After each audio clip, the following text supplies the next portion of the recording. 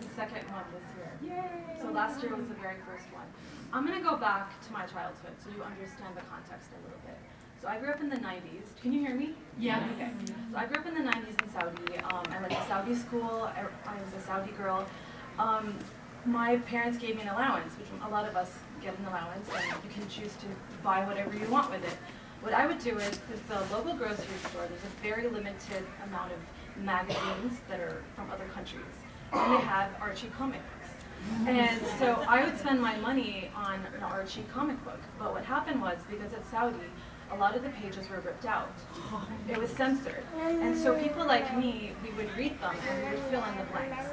I would use my imagination and I would just kind of guess what might have happened in between the pages that were ripped out.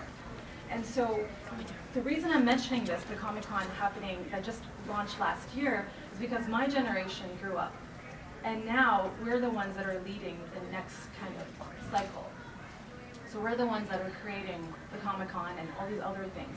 Another thing that's very, very important is that movie theaters were banned in Saudi for my whole life. So just this year in April, we opened movie theaters for the very first time. It's very limited release. I mean, it's not a big kind of thing. The tickets, you have to buy them in advance, and there's long lines all the time. It's very like elitist so far, but still, accessibility and access has always been an issue for a lot of us. But with social media and internet and technology in general, now people are talking to outsiders. So now we're creating our own version of comics and animation and things like that. We're very behind because we've been trying to like piece together based on fragmented pieces of information that we got from other places. So.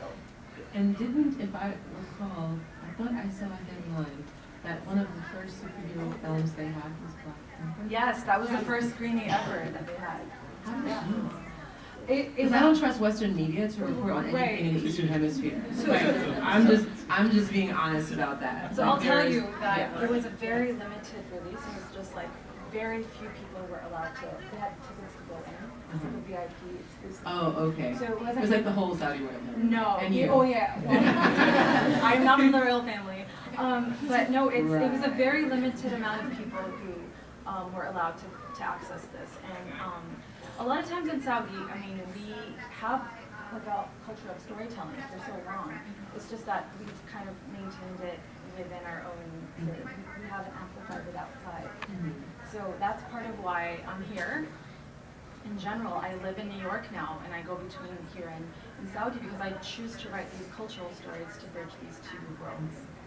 And the other thing I remember